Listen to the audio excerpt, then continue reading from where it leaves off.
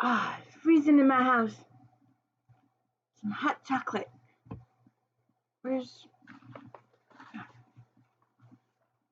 Question for you. Is there a magazine today that you would still read and find refreshing or new information in it 20 years from now? If you picked up, the only thing that might be valid 20 years from now, cooking, recipes,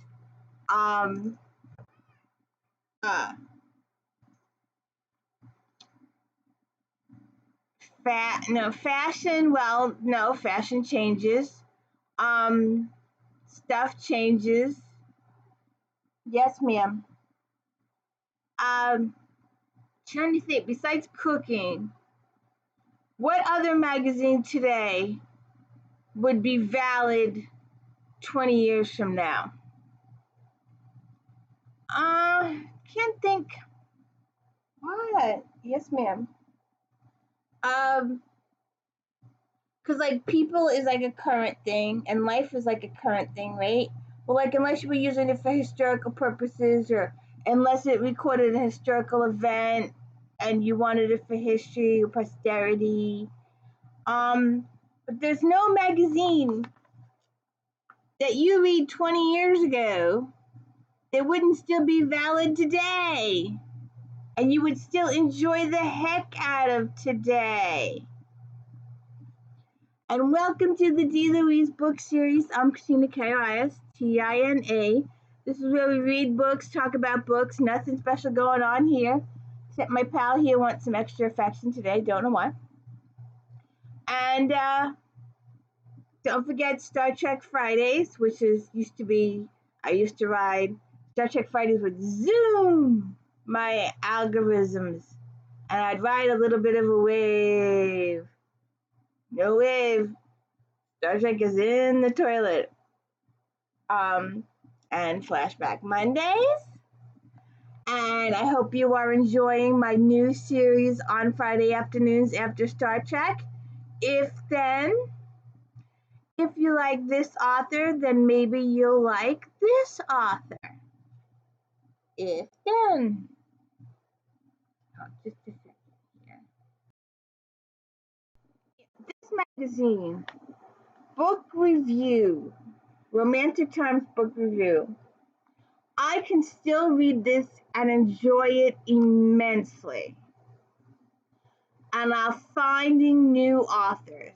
I am finding that there are authors in here that I didn't pay attention to when this first came out. And now I'm a huge, big fan of these authors that I didn't read back then, but I'm reading now. And these books are just awesome. And you find out when authors were just starting out. I think we did back 2007 was Kellerman was starting out.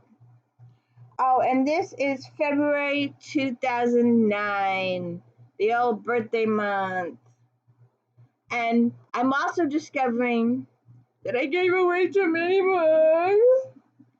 I gave a whole bunch of books away during COVID, and I'm regretting it immensely, absolutely immensely. I had so many of them. I had a lot of hers too, and I gave them all away. Because I thought about them too hard. And I've got these, but they're not. Are they reviewed in here? So, anyways, this is the magazine and my dollar store glasses.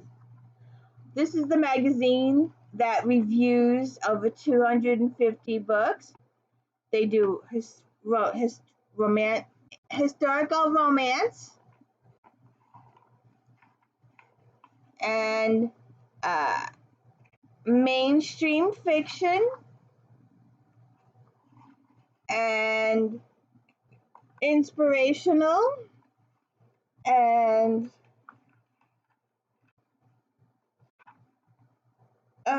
mystery and suspense, contemporary romance, and paranormal, which was my big thing back then. I bought more paranormals than any other book. I just want to look. I don't think she's reviewed here because I would have pulled them. I have these. No, they're not reviewed, although they could go in contemporary. Let me just take a quick look because I did not pull them. Oh, she did. Okay, let me go look. Okay.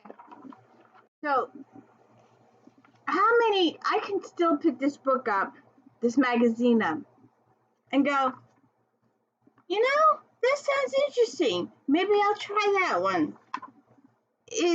And maybe you could do that with a recipe book too. But could you do that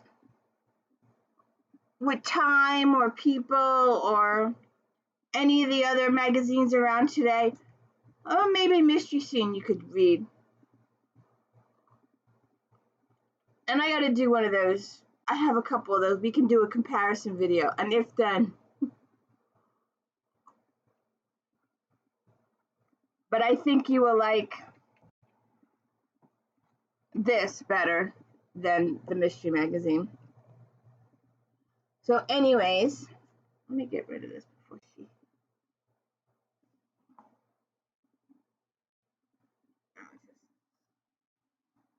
I don't know what to do with this. I'll leave it right there for now, although she'll come this way. All right, so anyways, Romantic Times. Linda Lale Miller. Do you know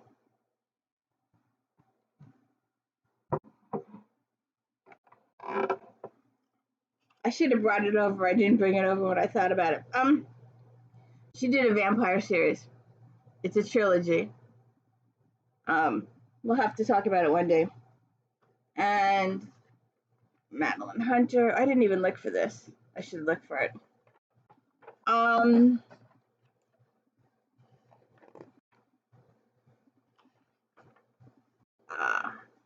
Who got married? Isn't she doing podcasts with? Yeah, at a wedding. So you want to read this magazine with me? Oh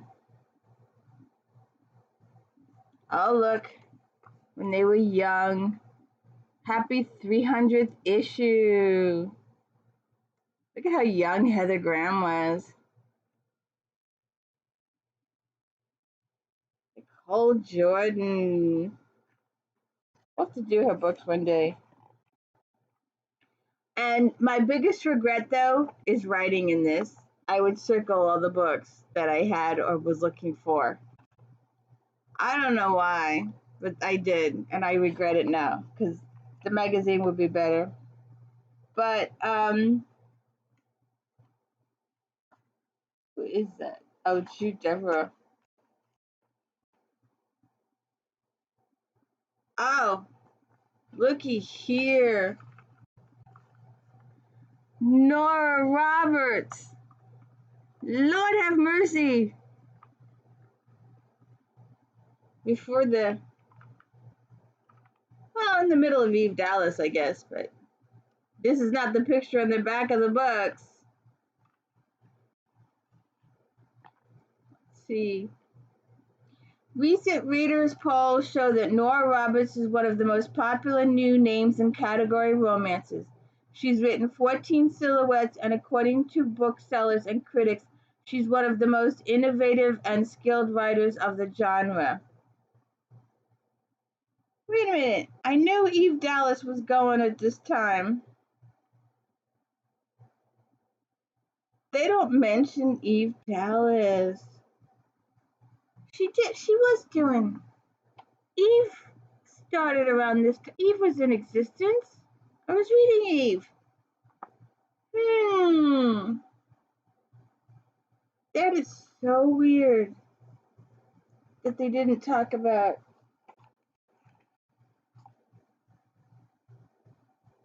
That is so weird.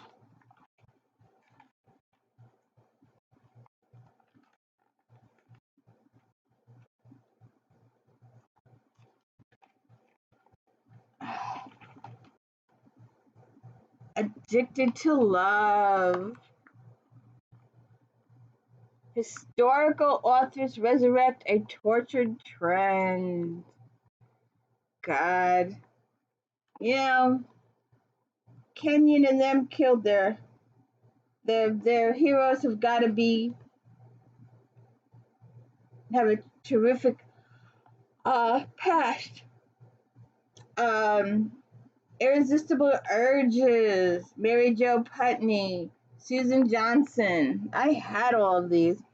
Megan Chance, Maggie Osborne, Judy Gervais, Carla Kelly, Alexis Harrington, Deborah Simmons, Laurie Handelin. I'm still reading Laurie Handelin.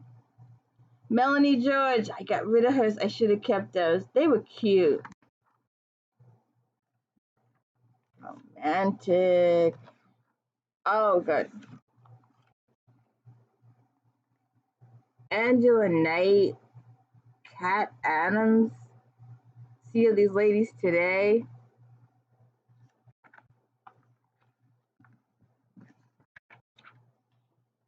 Who's our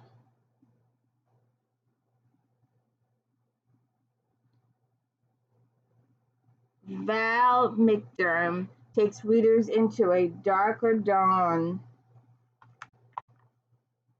You don't get this stuff nowadays. You just don't. Though Scottish mystery author Val McDerm claims that she used to be obsessive about plotting out her novels prior to writing, she says that somewhere along the line, the art of synopsis parted company with me. Despite critical acclaim and a string of awards, she started wondering whether she had written all she was going to. It turned out that she just needed a different approach. She now practices what E.L. Doctorow refers to as driving at night writing, where you know where you started from and where you want to end up, but the rest of the time you can only see a little way ahead of you. Interesting. And KRISTIN Higgins, The Lies We Tell. What's Too Good to Be True author KRISTIN Higgins, other than the title of her latest romance from Harlequin this month. Last spring, I was sitting on the front porch with my laptop. The romance writers of the America RIT Award winning author shares. The kids were at school, my husband was at the firehouse, the scent of lilacs filled the air, the sun was shining, the birds were twittering, and I thought, this is perfect. Then my dog trotted up with the head of a forest creature in his mouth and proceeded to hack up the rest of the body. There's a moral in there somewhere. Ew.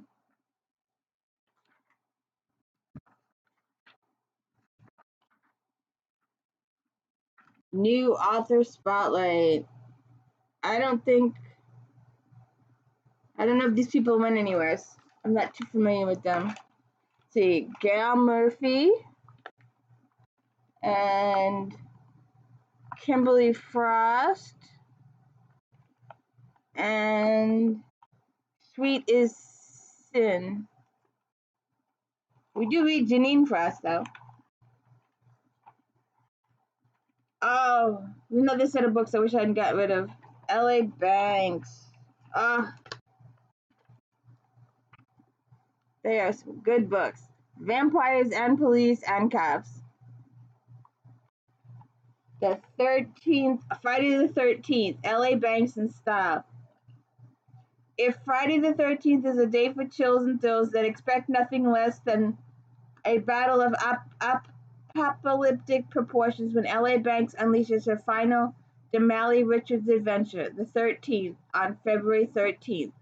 Expect the Armageddon, some truly kick-ass till the last man and woman is standing type of scenes. Finding out about the offspring for her and her team and the fate of guardians involved, says Banks about the 12th and final book in the series. I feel so thoroughly like an empty nest mom, Banks jokes.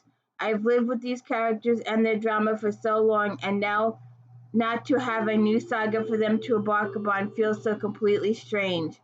It may feel strange for fans too who have devoured the series since 2003, but the story and the universe will live on in other formats. There you go. Can you see?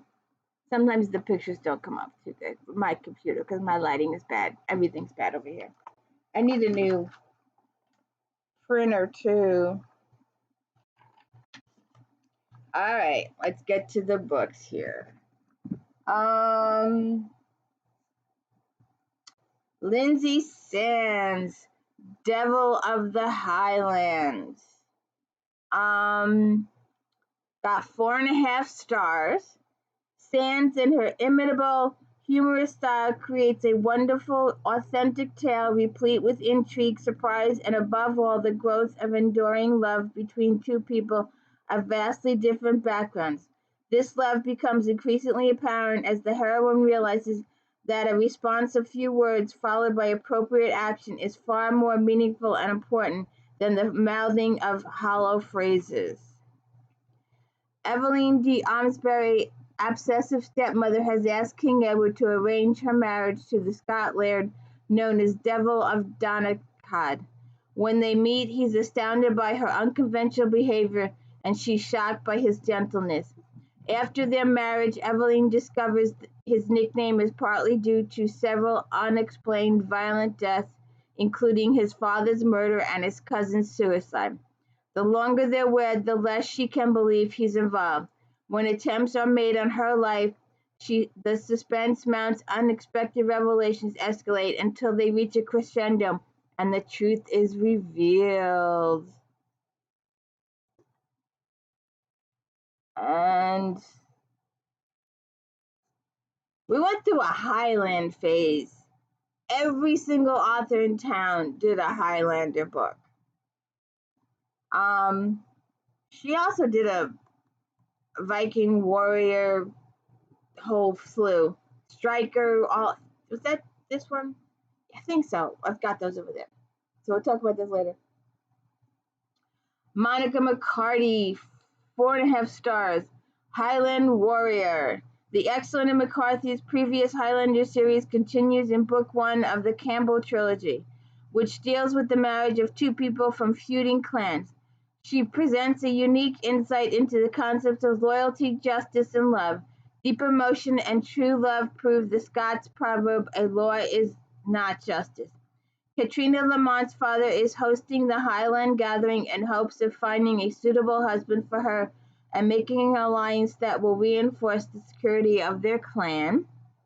She doesn't realize that the laird who gave her aid prior to the games is Jamie Campbell, the Privy Council's enforcer.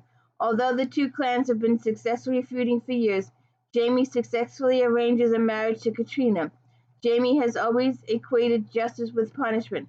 Everything is right or wrong. Despite his and Katrina's strong emotional bond, their marriage is far from solid due to his rigidity. Only after saving her life does he begin to come to grips with his wife's attempting at coping with him. In a dramatic and surprising climax, their love really does conquer all. And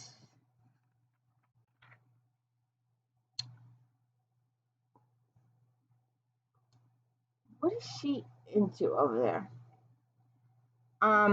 Courtship Dance, 4 stars. Camp's newest matchmaker novel features her usual vivid characterization, touches of suitable humor, and plenty of misunderstanding, guilt, and passion. You won't want to miss this poignant and charming tale. 15 years ago, Lady Francesca Houston broke off her secret engagement to Sinclair, the Duke of Rockford, due to a misunderstanding. Torn by guilt now that she knows the truth, Francesca is determined to apologize for not believing in Sinclair those many years ago. With her talent for matchmaking, she plans to make amends by finding him a suitable wife. Of course, that will involve them being together, and the small spark of passion that has laid dormant all these years soon comes to life. Just two is the matchmaker in this game of love. How many books start out like that? How many Regencies start out like, I'm going to find you a wife, but it ends up being me type situations? That happens so much. That was a huge theme way back. Everybody did that. All right. All right. Julianne McLean. Let's see. Julianne.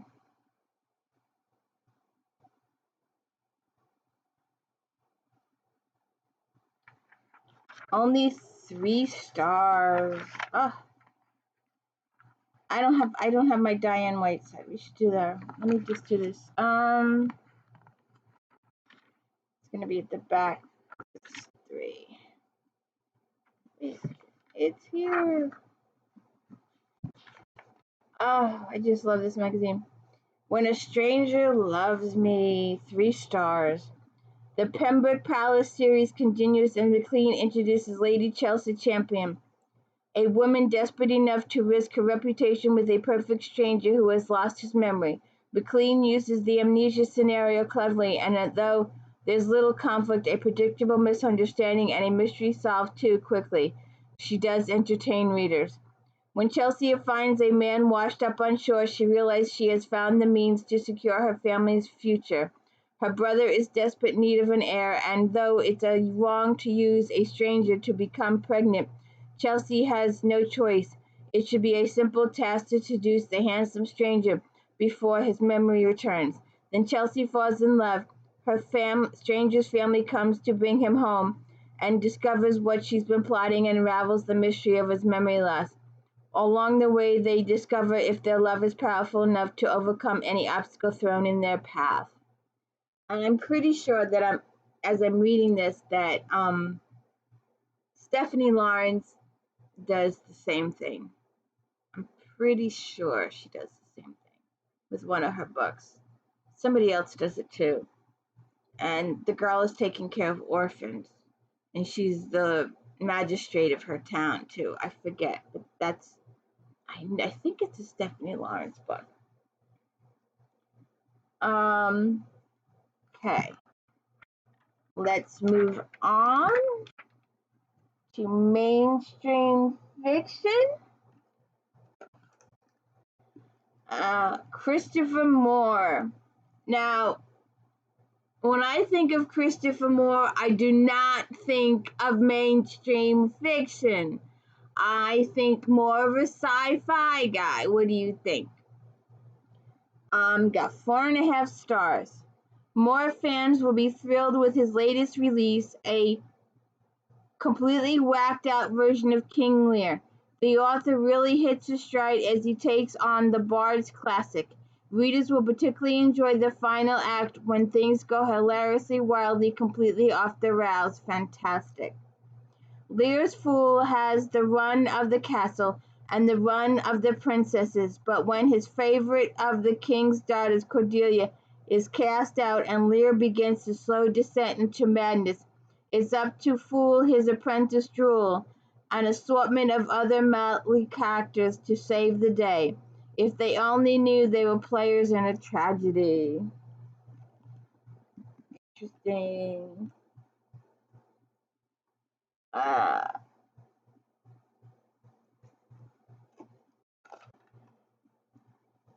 Now, for a romance to end up in mainstream fiction instead of contemporary romance, I don't know what's going on here, but this is where they had it.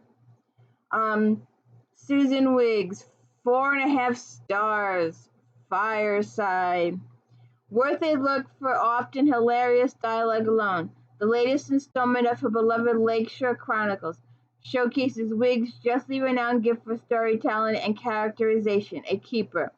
After a fight, PR specialist Kimberly Van Dorn loses her basketball star lover and her job. Going home to Avalon seems like a plan, but things have changed even there.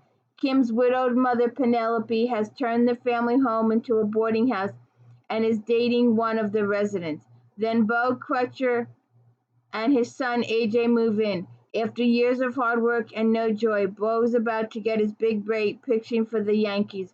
But the possibility of his ex's deportation has left AJ in his custody. Bo's never had the chance to be a father to AJ and wants to do right by him, but he's expected to report to Fame School before the Yankees deal is finalized. So Bo compromises by hiring Kim to do her thing instead.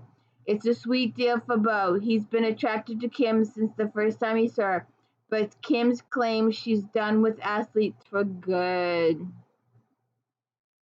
We shall see. Where's my paper?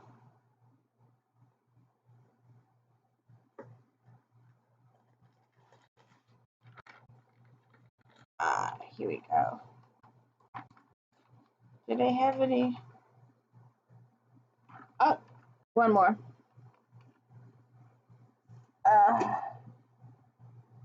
Now, this book. Now think about it. We're doing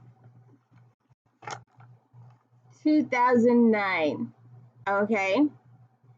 And my telling you that this book, this magazine, is just as prevalent today as it was then.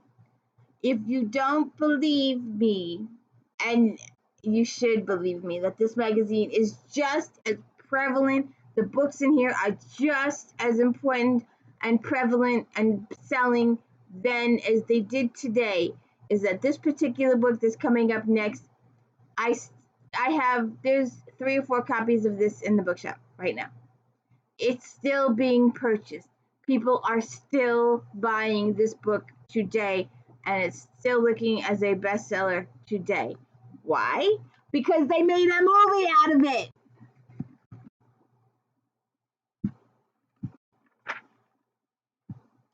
And it got 4 stars in the magazine here.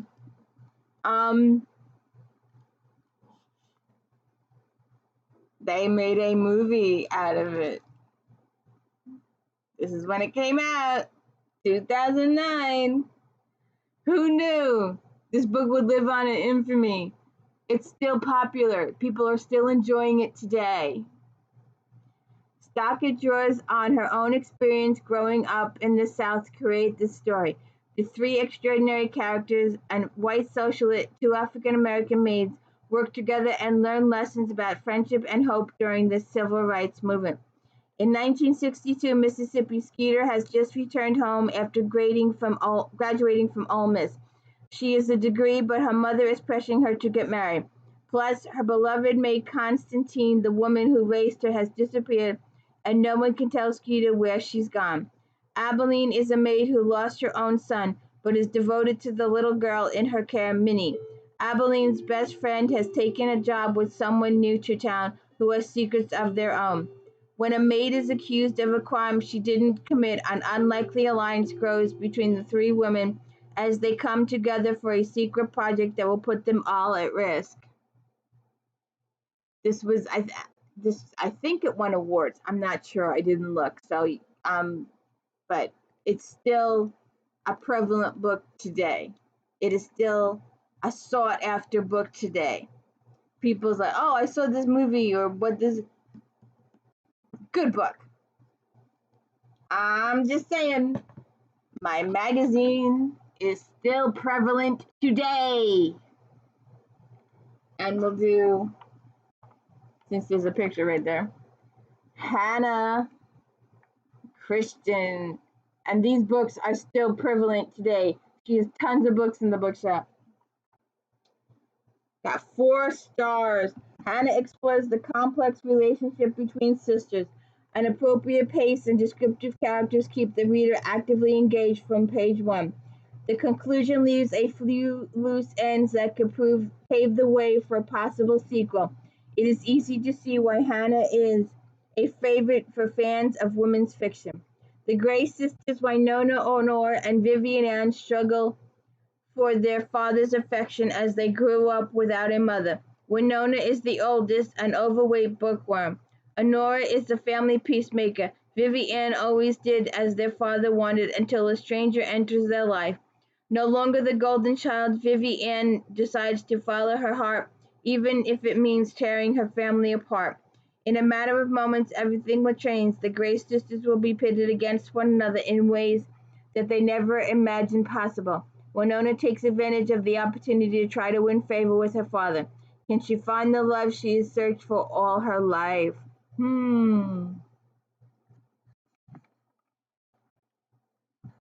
They even do. Now, last month we had was it Rochelle Mead, the Vampire Academy. I don't know of any of these authors. I haven't seen them, and they all got 3. Well, one got 4 stars.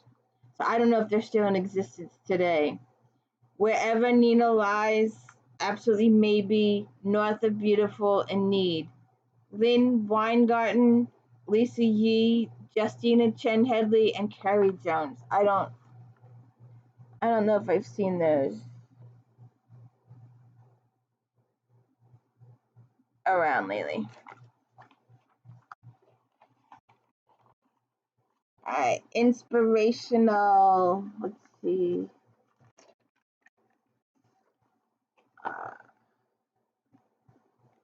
Do it like this. There we go.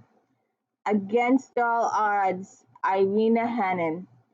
4.5 stars. Bravo Award winner Hannah debuts Heroes of Quantico series with a wonderful array of believable characters, action, and suspense that will keep readers glued to each page. Hannon's extraordinary writing, vivid scenes, and surprise ending come together for a not-to-be-missed reading experience.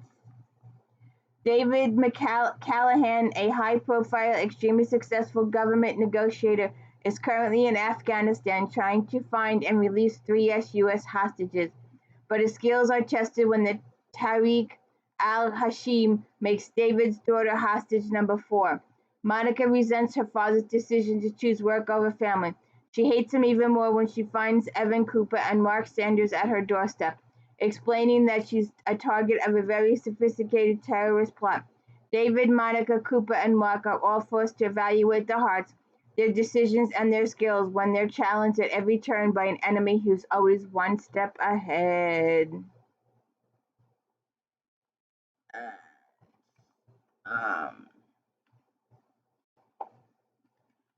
Victoria.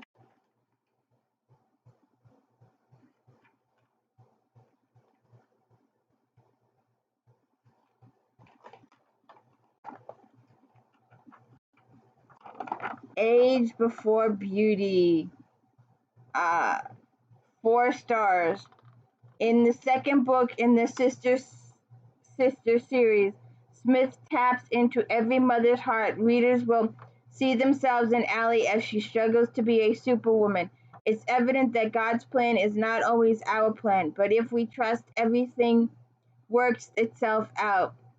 After Hallie, Harriet always thought she'd go back to work after having a baby until her beautiful daughter was born. Now determined to stay at home and raise her daughter without losing her financial independence, Allie signs up as a salesperson for a marketing business selling cosmetics and cleaning products. But when her new job begins to keep her away from family and her husband's cute and single coworker starts to flirt with him, will Allie's need for control to her family's undoing? Age Before Beauty. And I really didn't see anything in sci-fi here. Just to give an honorable mention, because it bothered me. Well, it was more fantasy than sci-fi. We'll just do a quick mention. Taylor Anderson, Maelstrom, the third thrilling book in the riveting Destroyer Men trilogy, plunges readers into a carefully crafted alternate world. Anderson's brilliant eye for historical detail brings reality to a plot that combines military science fiction with fantasy. Readers will have trouble putting this one down. It's a terrific story with unforgettable heroes, exotic local rip-roaring battles, and quite a grand finale. Two American destroyers go through a squall during a battle with Japanese forces in World War II and emerge in an alternate world.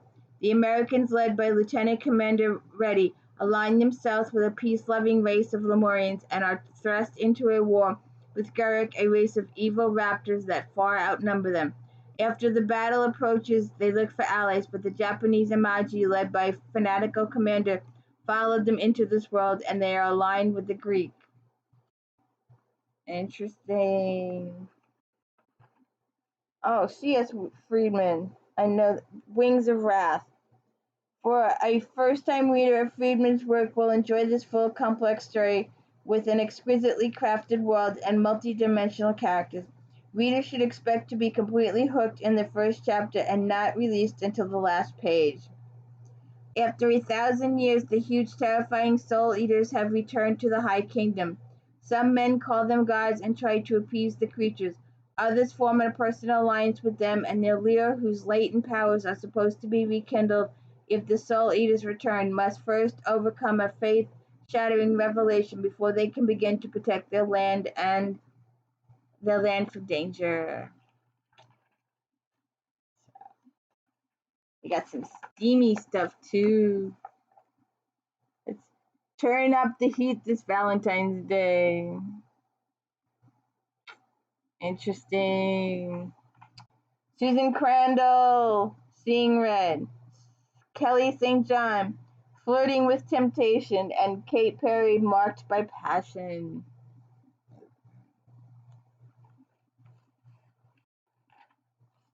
We will do hers. She's not reviewed in here though. Again, I regret writing. I wrote have, but I have these. Sherilyn Kenyon, Dream Warrior. We will do this. And I know I wrote it down. Oh. Okay, we'll do one more. Where'd it go?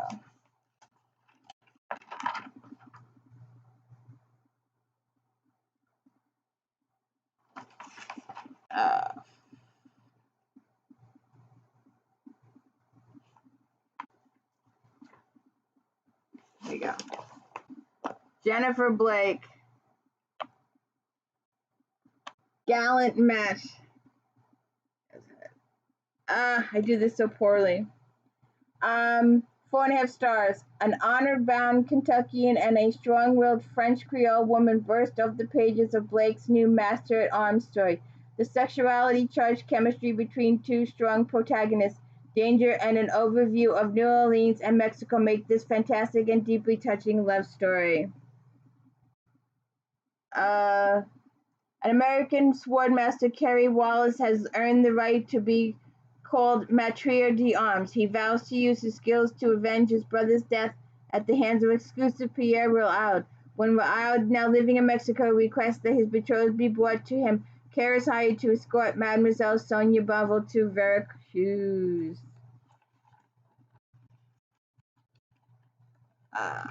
Interesting. Alright. Mystery and suspense.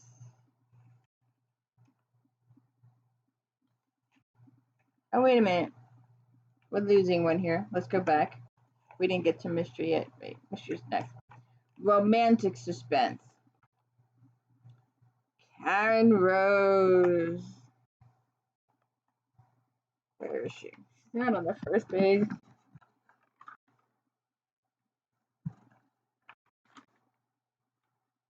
Alright, she's in the next section. Alright, let's go back here. We'll do Julie Garwood.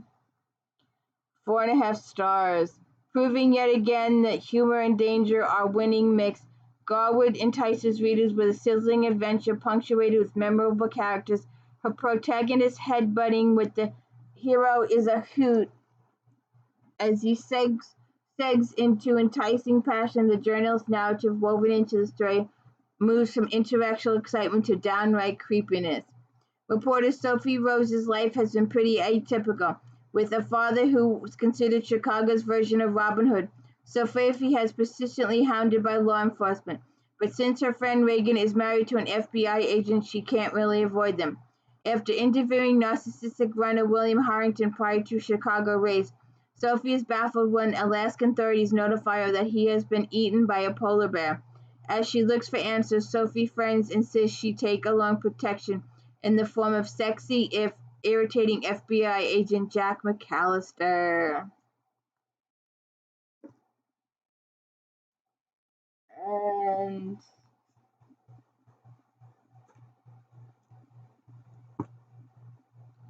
why did I get these?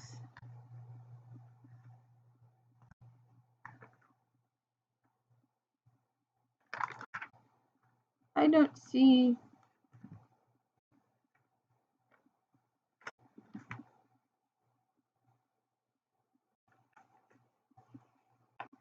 Oh shit, I forgot one.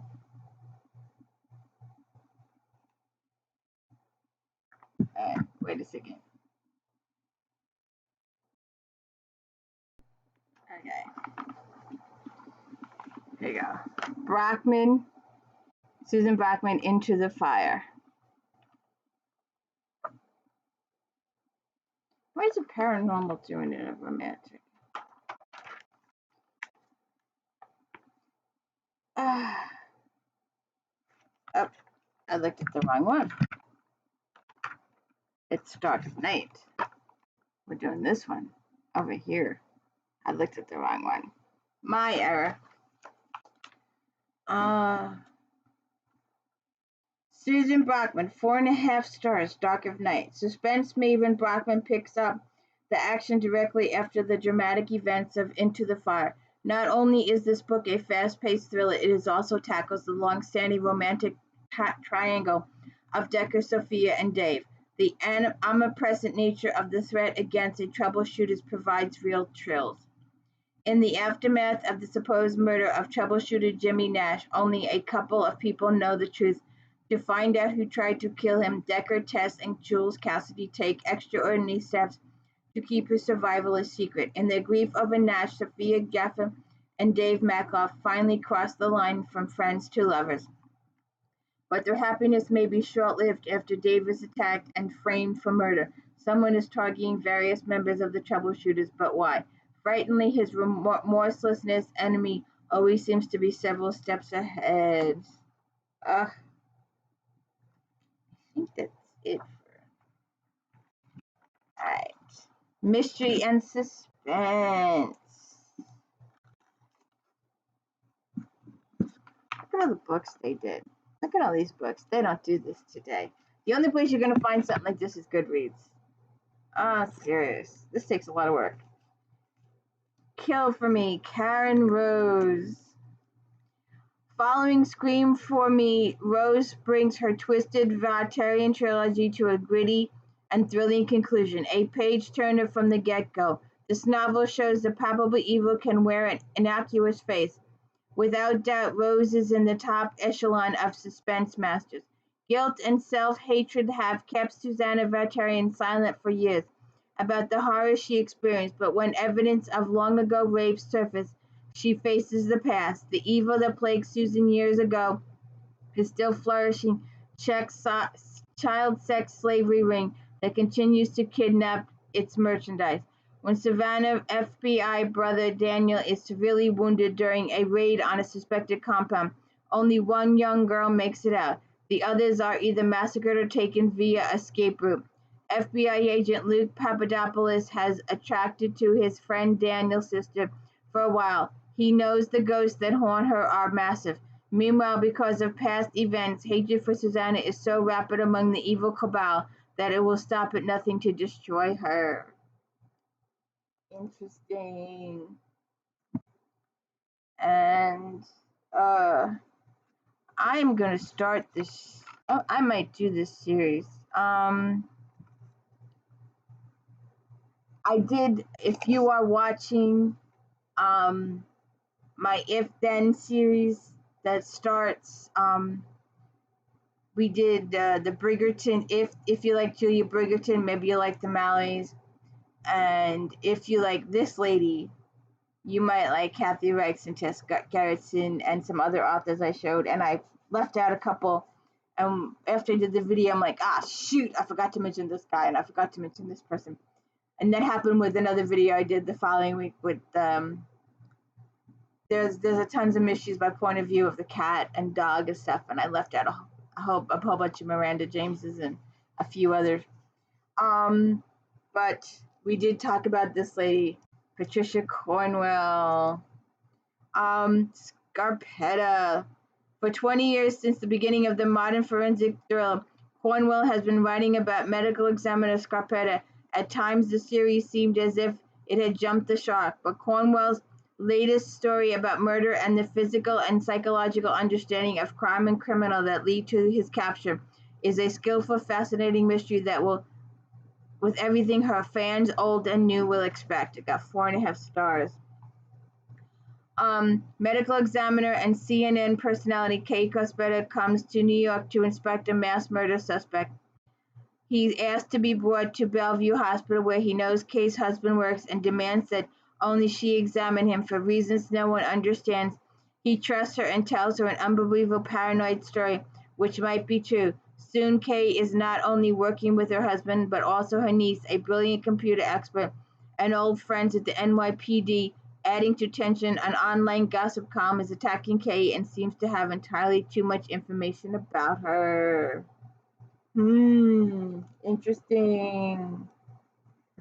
And if you watched my videos all of last year, especially November, December, you know we talked about my pal JD Rob. I love this woman to death. I love my Eve Dallas. Eve Dallas is a lieutenant in the New York City Police's New York Police and Security Department. Her husband is Rook. He's the richest guy in the world. Peabody is her partner, and Peabody's cohab is McNabb. And we have in this, Louise and Charles are getting together, and we have Mavis and Leonardo, and Bella's on the way or hasn't. I think she's been born by this point. I'm not sure. We got Nadine, the reporter. We have Mira, the shrink, and her husband, Dennis, and Whitney Habas. And this is where, unlike the Women's Murder Club, where Boxer has to say a sergeant detective to stay in the investigating field, Eve is a lieutenant, and she has to stay a lieutenant to stay in the investigative field. It's unfair. She should be captain.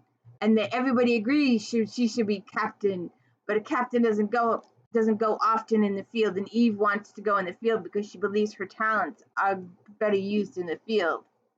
And a captain doesn't go in the field. They should make an exception and let her go in the field.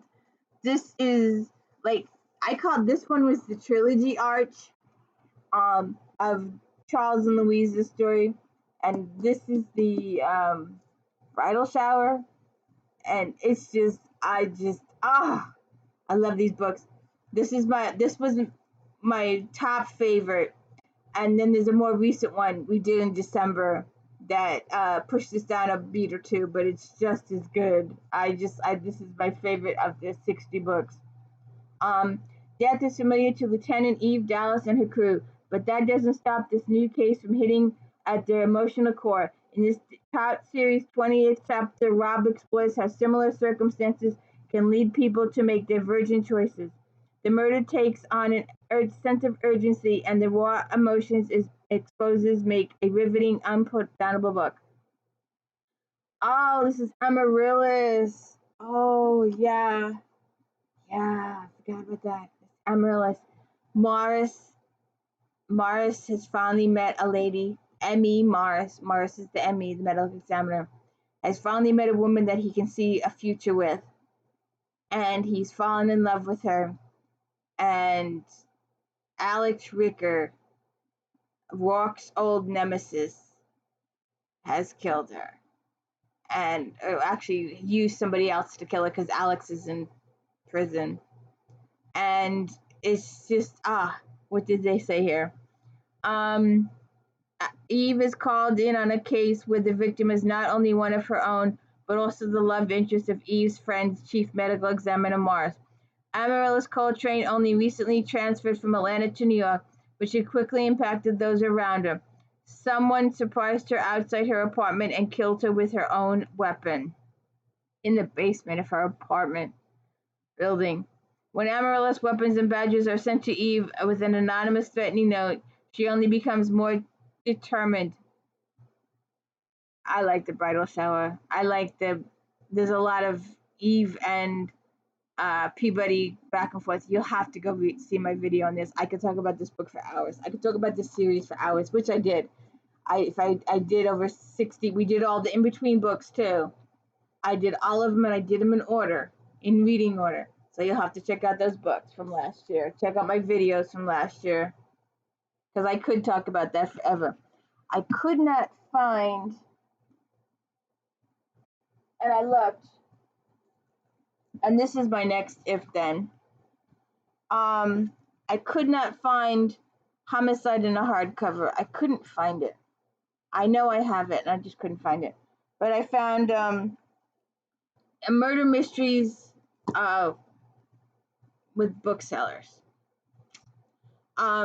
Kate Carlisle, and I've got Once Upon a Spine just to show, because I'm going to use these in my other video, and Book Supremacy. So we're going to use these in my other video. But the first in a new series is going to launch Carlisle to a best-selling position and have readers looking forward to the next installment of delightful, eccentric characters, droll dialogue, and meticulously planned crime. Bibliophile heroine Brooklyn Wainwright is brilliant, feisty, and funny. Just when rare book expert Brooklyn has the opportunity for a union with her mentor and fellow book restorer, the world goes a little crazy at a party for San Francisco's elite. Stumbling over the dying man lying in a pool of blood, Brooklyn tries to figure out the cryptic message he gives her, along with the priceless and supposedly cursed copy of Faust. But Brooklyn becomes the target of murder investigation after a stuffy and sexy British sexist guy finds her standing over the body. Isn't it always that way? Alright, now Cheyenne McCrae. 4 stars. McCrae veers into extraordinary dark territory as she launches a gritty and scorching sexy suspense series. To atone for horrifying past, the heroine takes extraordinary risks to meet at her own brand of justice. McCrae uses first and third person viewpoints as she ventures into the shocking world of S&M and human trafficking. This thriller has ominous atmosphere that's accentuated by Take No Prisoners actions. Former sniper and assassin Lexi Steele takes her job as a team supervisor for the clandestine agency Red very seriously. This work saved her life and gives her purpose. So when one of her undercover agents is murdered in a case gone bad, she's out for blood and vengeance. As it turns out, her new co-leader, Nick Donovan, has even more at stake. The same group that kidnapped this agent has kidnapped his sister, KRISTIN, and sold her as a sex slave. To find KRISTIN and break up the slavery ring, Lexi and Nick will have to venture into the world of S&M. Interesting. I didn't do this one, but we should mention that she's still extremely prevalent today. And I don't think I don't think I looked to see if there was a picture of this one. I don't think I saw one. There might be one. She's a very, very prevalent author today. Very, very prevalent. So even though this book magazine is 20 years old, you will still find Jacqueline Winspear on the shelves. You will still find she's tremendous. The Massey Dobbs series. And I started it, and I wasn't too sure about it, but I did start it. Massey Dobbs continues in this historical setting set in 1931 England. The physical and financial devastations of World War I continue as former soldiers wounded in mind and body can't find work. Winspear's depiction of setting is flawless. Political overtones are touched on, but don't slow down the story. The hints of romance for Maisie, whose in past books has seemed too wounded by war and her losses. The secondary characters who played a more prominent role in earlier books are missing here, but this is still a deeply satisfying book if sad. Psychological investigator Massey is drawn into a government investigation when she sees an unemployed war veteran kill himself with a bomb. The next day, the Prime Minister's office receives a threat and a massive loss of life if the horrible conditions veterans face are not improved. Veterans still face horrible conditions today. So it's still prevalent today. All of these books are still prevalent today. After being named in the threatening letter, Massey is first investigated and then brought in as special investigator for Scotland Yard's elite special branch. The race is on to find the man behind the terrible threat of chemical warfare. Okay. Alright. Now, where's the little lady here? I used to have all of Laurie Foster's too. Actually, I think I have that one. Let's see. Let's just do one real quick since it's here. Susan Phillips. What I Did for Love. There was a song. Wasn't there a song? Phillips is back, and her patent blend of quirky humor and pathos as she spotlights the train wreck that is her heroine's life. The weirdness of Hollywood is back on display as Phillips takes two former child stars with a turbulent past and mixes vigorously. Then add a whimsy, humor, and drug-induced wedding, and you have Phillips at her best. Actress Georgia York has hated former child co-star Bram Shepard ever since he torpedoed their highly successful TV series Skip and Scooter. When Georgie has continued with a movie career, bad boy Bram has pretty much made himself persona non grata in the industry. Georgie's personal life, however, recently crashed and burned after her famous movie star husband dumped her for another exotic actress. The last straw is learning about the happy new couple's pregnancy. Devastated, Georgie unwisely heads to Vegas where she runs into Bram and a spiked drink. Upon waking, they horrified to learn they'd gotten married. Cute. All right, now.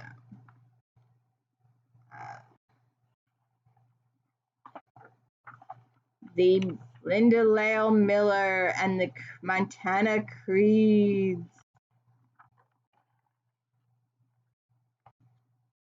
4.5 stars. So this one is Logan. This wonderful start to Miller's new trilogy about McKetrick cousins Logan, Dylan, and Tyler Creed, with plenty of action as well as bit of mystery and some troubled family relationships.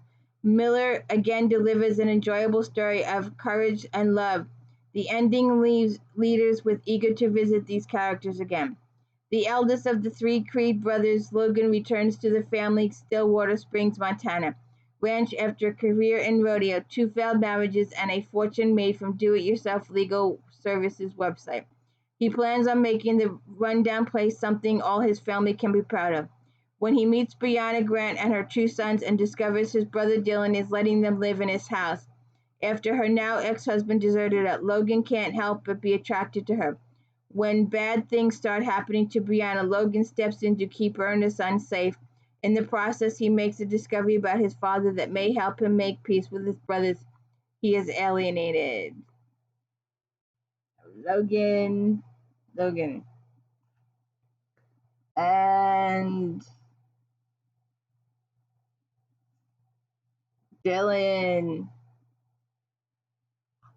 Hailed as rodeo's bad boy for his talent at taming bulls and women, Dylan Creed's likes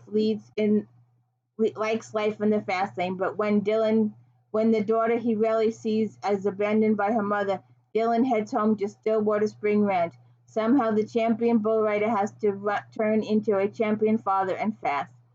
Town librarian Christine Madison is uncharacteristically speechless when Dylan Creed turns up for story time with a toddler in tow. The man who left a trail of broken hearts, including her own, is back, and this time Christy is determined to tame his wild ways once and for all.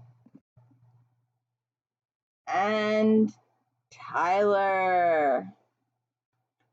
Whether winning championship belt buckles or dealing with Hollywood types for endorsement deals, former rodeo star Tyler Creed can handle anything except standing on the same patch of land as his estranged brothers. Yet they are in Stillwater Springs, barely talking but trying to restore their old Creed ranch and family. Lillian Kenyon knows all about family estrangements and secrets.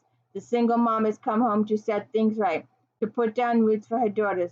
While she doesn't expect is Tyler Creed, whom she loves since childhood. Now the handsome, stubborn cowboy who left home to seek fortune just might find it was always under Montana sky.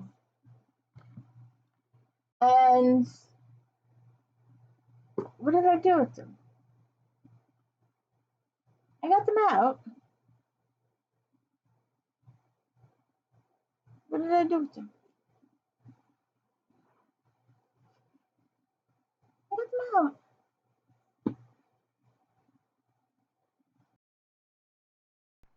Okay. So I mentioned this before, so I had to go get them.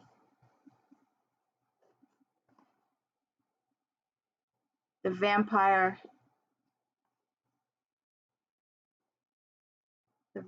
trilogy.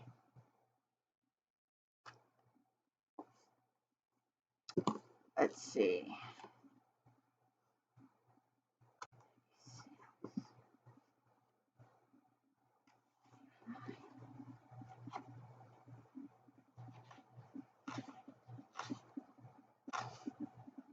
Okay.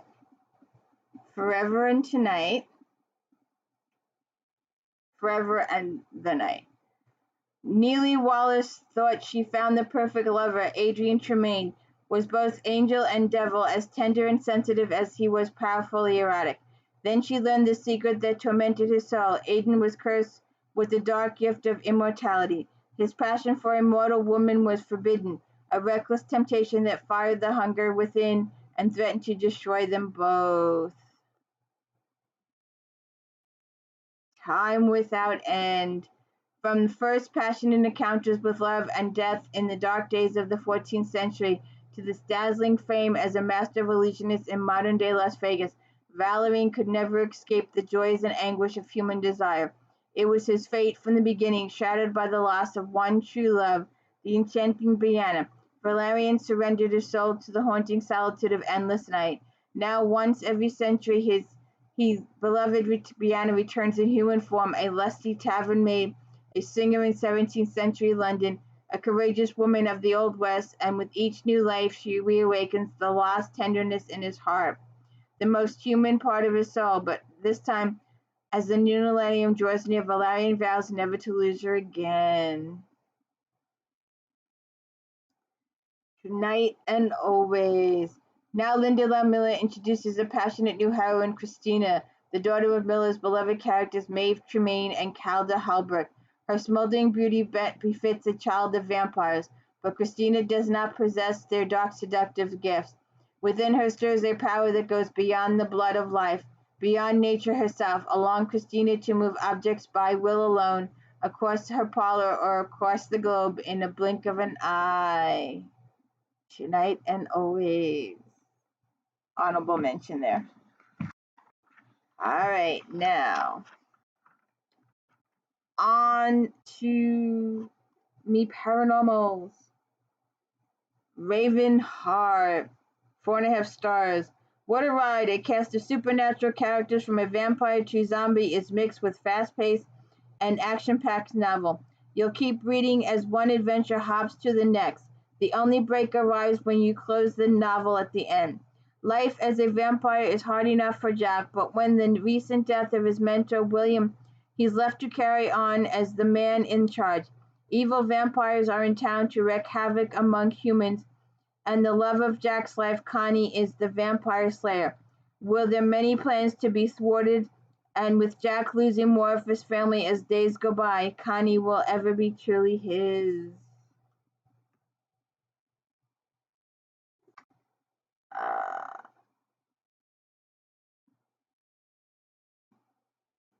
Kelsey Kroll, 4.5 stars.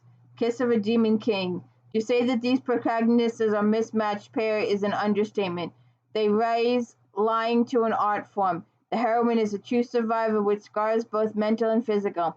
Paranormal favorite Cole continues to round out her mortals after dark with a kick-butt action and scorching passion. Sabine, the queen of illusion and sorcery, half-sister of evil Amort, the Deathless, is trapped by poison into aiding her brother. Clever and ruthless Sabine is always shaming in hopes to someday break free. She's not thrilled when the prophecies that says she must mate with the Demon King and their child will be given to the well. Demon King Reinstrom Wade has been plotting for centuries to regain his throne, but since Ormont is literally unkillable, his options have been few. Now, however, he may be able to get a sword that can kill Ormont.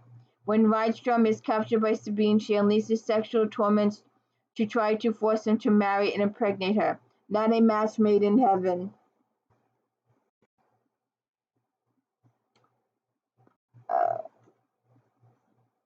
Alexis Morgan, 4 stars. Another worthy addition to the Palladian series.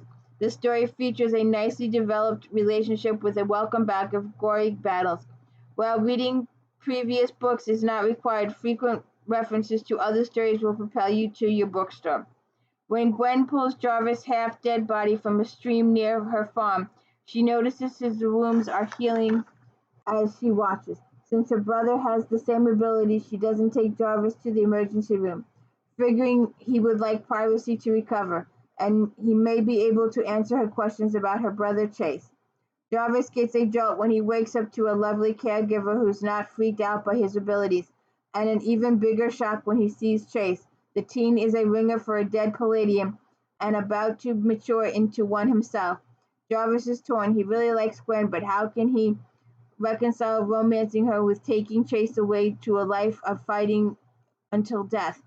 Can he quiet his conscience long enough to grab a taste of the only peace he has ever known?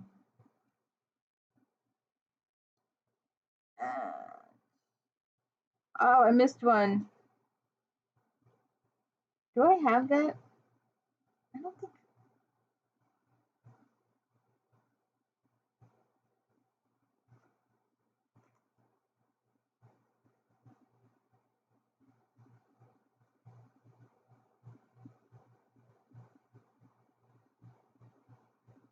No, I don't. Okay. So,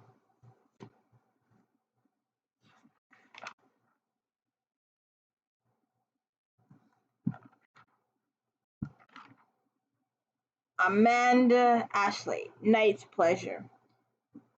3 stars. Readers looking for a paranormal romance sans graphic violence and sex will be thrilled with this charming story. While the plot falls a little flat in second half, Ashley's delightful tale is full of magic, vampires, and of course love. Journalist Savannah Gentry is fascinated by a mysterious musician she has a knack for tracking down. In fact, she rarely misses a show. Determined to interview him, she waits for him in a dark alley after performance. Vampire Rain Cordova has been tempted by Savannah for years. Finding her waiting in the alley is almost too much for him to bear. But instead of following his instincts, he asks her on a date. The war between the werewolves and the vampires is about to be reignited, and Savannah, who's just learned her mother was a famous vampire slayer, owns a book that names all the vampires. The werewolves are eager to get their hands on it, and Rain must protect her. Trouble is, he's a vampire and she's a slayer.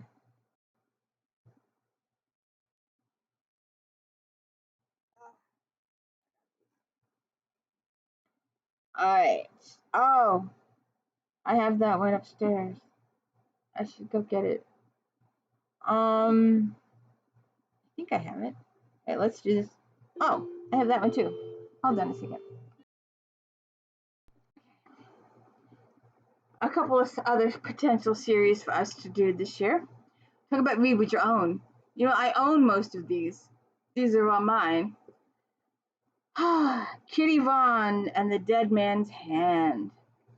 Moving the action to Vegas gives Vaughn a whole new, weird and wacky backdrop to play in. Kitty once again allots readers a first-person vintage point of the offbeat world she inhabits. Vaughn knocks another one out of the park. 4.5 stars. Now that they are officially alpha werewolf pair of Denver, new pack alpha Kitty Norval and Ben O'Farrell decide to make it legal by getting married. Kitty's bosses want to film a live version of her radio show from Vegas, and Kitty agrees, since they'll pick up the tab for the wedding trip.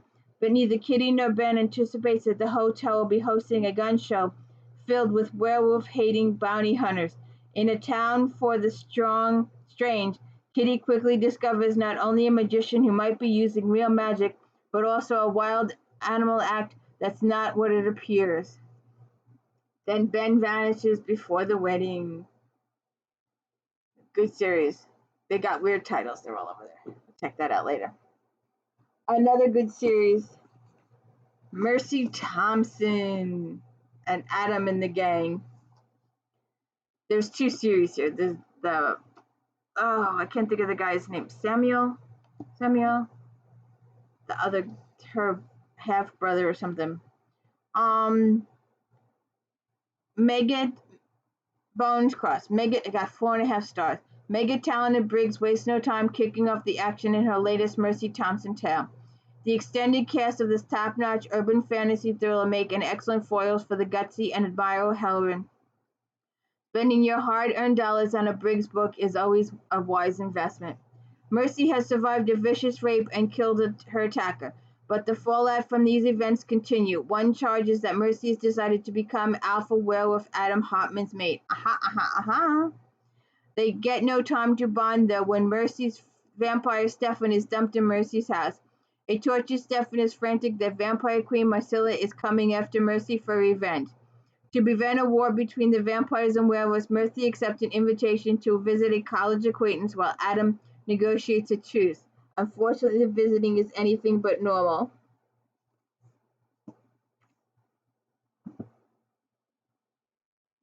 Eileen Wilkes, Mortal Sins, 4.5 stars. Master of her craft, Wilkes decided to add ghostly edge to her newest thriller, starring FBI agent Lily Yu. Fighting against unseen danger adds a frightening edge to a story that's part murder, part family drama.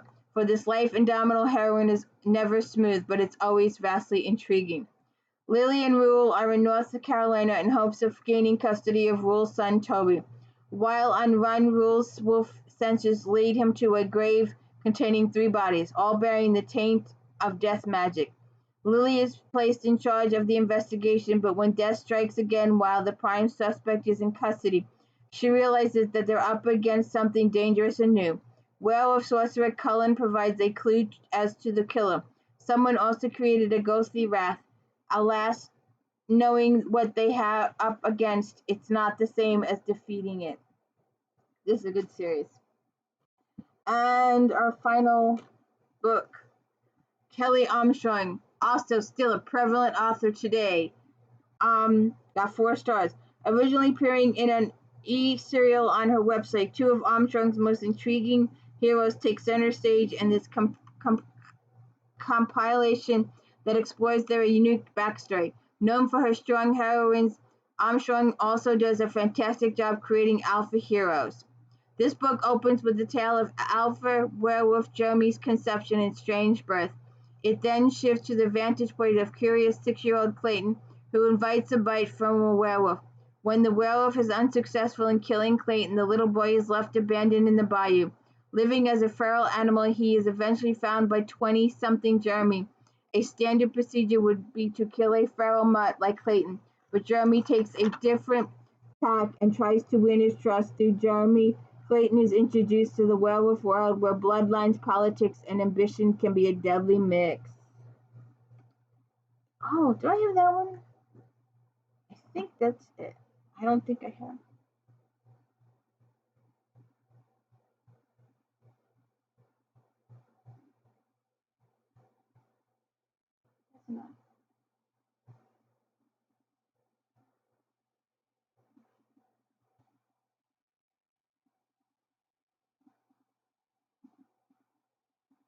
No. Okay.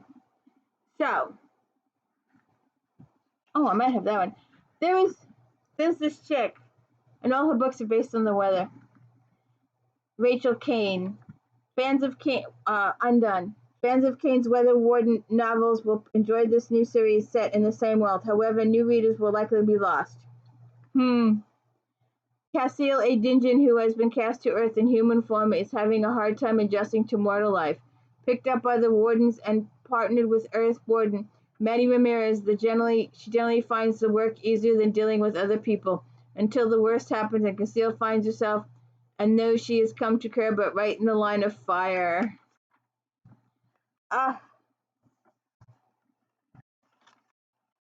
Also got Harlequins. All those Harlequins. Look at all the... Where's that list?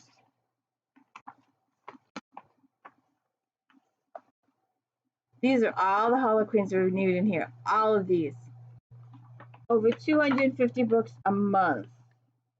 So what do you think of our romantic reviews magazine?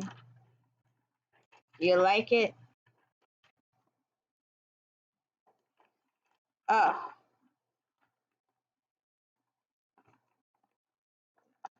Review for you, Kristen Hardy.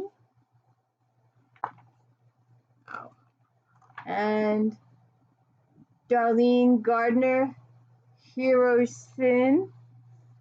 There. Few shout outs to those people. Tempted into the Tycoon's Trap, Emily McKay. Got 4.5 stars. Go.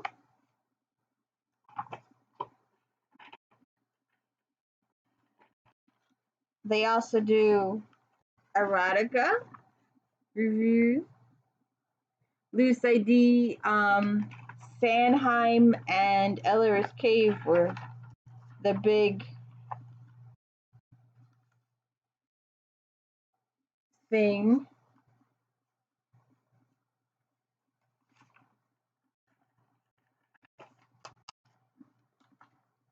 And Menages. I always liked a little story. If there wasn't a story with it, what was the point? It had to be a good story or a good mystery, or it just wasn't for me. They gave out awards. Might have to do this. The top authors: Victoria Alexander, Sabrina Jeffries, Anne Malloy, and Patricia Rice. Top romantic suspense: Sherry Adair, Heather Graham, Tara Teason, and Carla Neggers.